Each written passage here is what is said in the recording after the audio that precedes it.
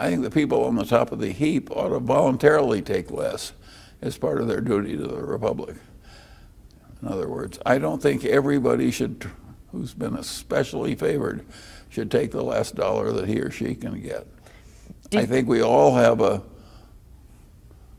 obligation to dampen these fires of envy. When you rise to a certain point in life, I think you should voluntarily and eagerly take less than you're worth.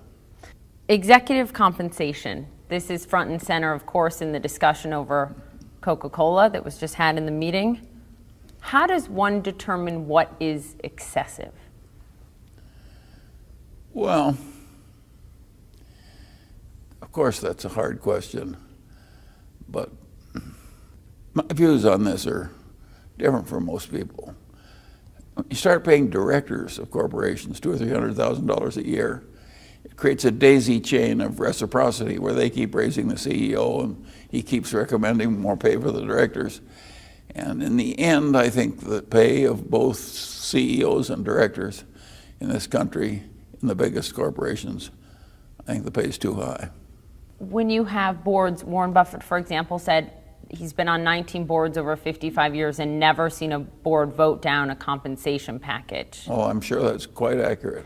Is that indicative of a larger issue? Sure. The answer is there are social forces in place that are causing too much pay for some people. And when you try and fix it by paying the directors more, it's like trying to fix a fire by pouring gasoline on it. Berkshire doesn't pay its directors. Is that for that very reason? Is that the answer? We don't pay them very much. Well, there again, you see, I think the people on the top should voluntarily take less. And I think if I were running the world, directors wouldn't be paid at all. I would treat the directors like the trustees of Stanford or something, who not only don't get paid, but they're expected to give. Then how do you incentivize the people at the top to climb to the top?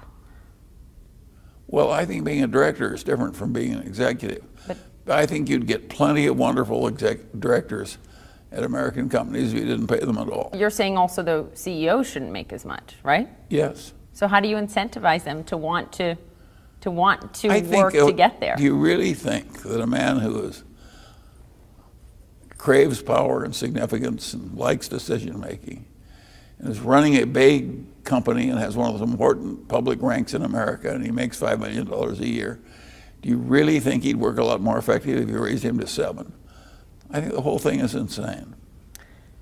Does the Supreme Court work harder, less hard because they don't get paid like corporate executives?